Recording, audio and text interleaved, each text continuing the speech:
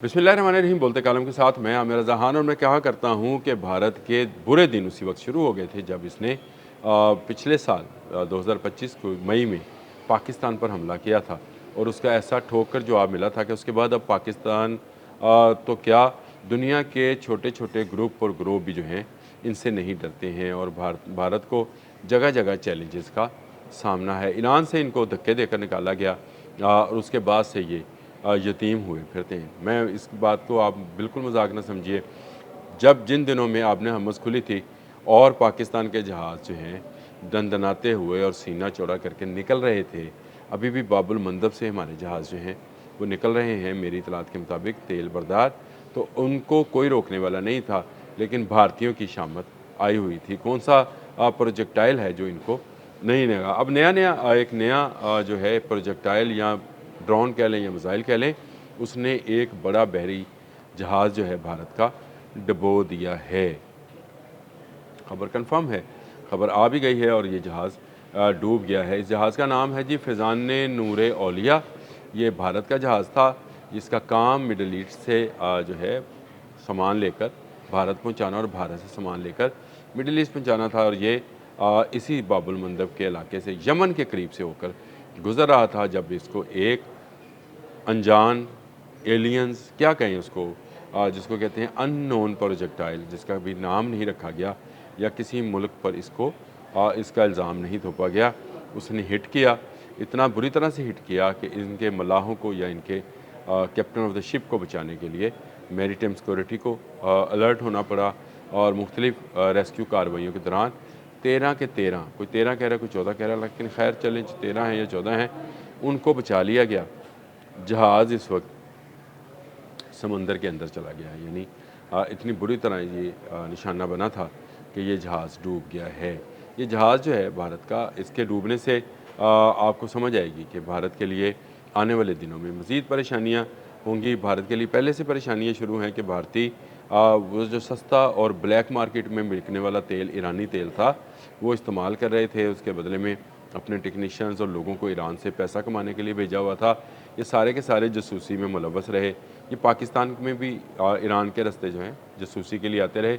उसका इल्म ईरान को था या नहीं था, लेकिन अब जो है दुनिया में बहुत सारे जो हैं जहाज़ जो हैं इंडिया के, वो ख़तरे में हैं। जिस पर फ्लैग लगा होता है भारतीय, उसको ख़तरा समझा जाता है। और ख़ासकर ये बाबुल मंदर, यमन और ईरान वाली साइड पर इनसे जो है इनका कारोबार जो है, शिपिंग का कारोबार जो है बंद है। हज़ारों जहाज़ इस वक्त भी बम्बई में रुके पड़े हैं।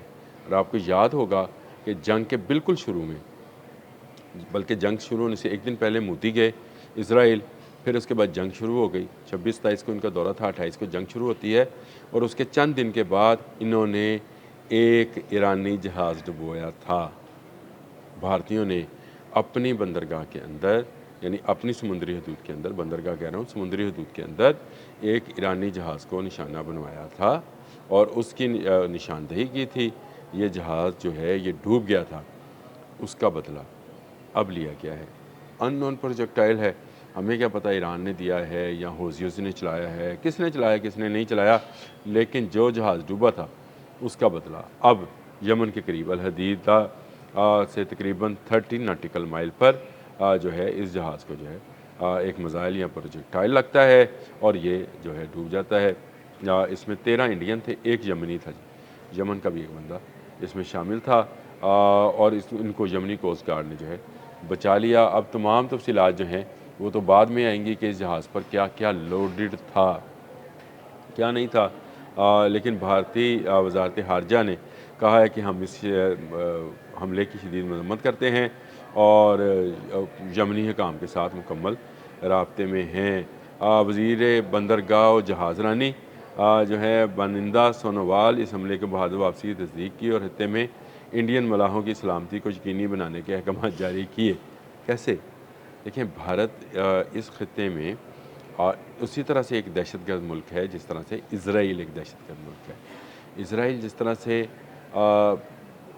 फ़लस्तीन, लेबनान, शाम, ईरान, इन पर हमलावर है, भारत इसी तरह इस खत्े के अंदर श्रीलंका, बांग्लादेश, नेपाल और पाकिस्तान पर जो है दहशतगर्दी के ज़रिए हमलावर है, और उसने फ़िज़िकली भी 1 साल पहले जो है 25 को जो है मई 25 को इसने जंग मुसल्लत करने की कोशिश की थी। तो ये 2 दहशतगर्द जो हैं इस खित्ते के लिए बड़ा ख़तरा हैं।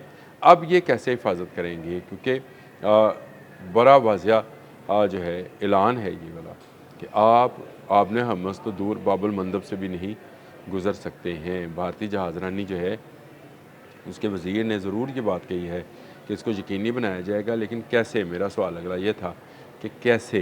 क्या आप अमेरिका की सिक्योरिटी लेंगे? और अगर लेंगे तो इसका मतलब ये है कि आप पर ये जो इल्ज़ाम था जासूसी वाला कि आपने ईरान के जासूसी करके उसके जनरल्स और उसके वज़रा को जो है शहीद कराया था, ये बिल्कुल सही था। अगर मैं तो ये समझता हूँ कि ये बिल्कुल सही जासूसी का इल्ज़ाम था, क्योंकि उसके बाद आपके शहरियों को वहाँ से निकाला गया। चाबहार वाला प्रोजेक्ट जिस पर आपके 5 अरब डॉलर लगे थे उसको बंद किया गया, और ये कोई पहला जहाज़ नहीं है, इससे पहले भी भारतीय जहाज़ों को निशाना बनाया जाता रहा है। अब इसमें 13 इंडियन और 1 यमनी मलाह जो है उनको बचा लिया गया, कोस्ट गार्ड ने बचा लिया। लेकिन ये ख़बर जो है जंगल की आग की तरह फैल गई है कि भाई सबके साथ ट्रेड कर लो, भारत के साथ ट्रेड ना करना।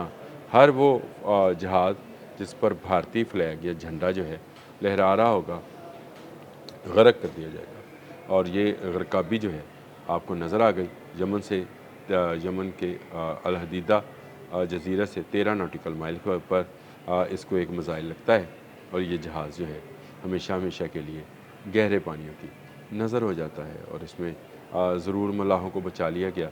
जलते हुए जहाज़ की एक तस्वीर भी किसी मीडिया हाउस ने जारी की है, लेकिन मुझे इस यकीन नहीं है कि ये उसी जहाज़ की है, ये किसी और जहाज़ की हो सकती है। लेकिन बहरहाल इस तरह की तस्वीरें जो हैं वो लोग मुख्तलिफ मीडिया हाउसेज जो हैं वो लगा रहे हैं, जिसमें जहाज़ को जलता हुआ देखा जा सकता है।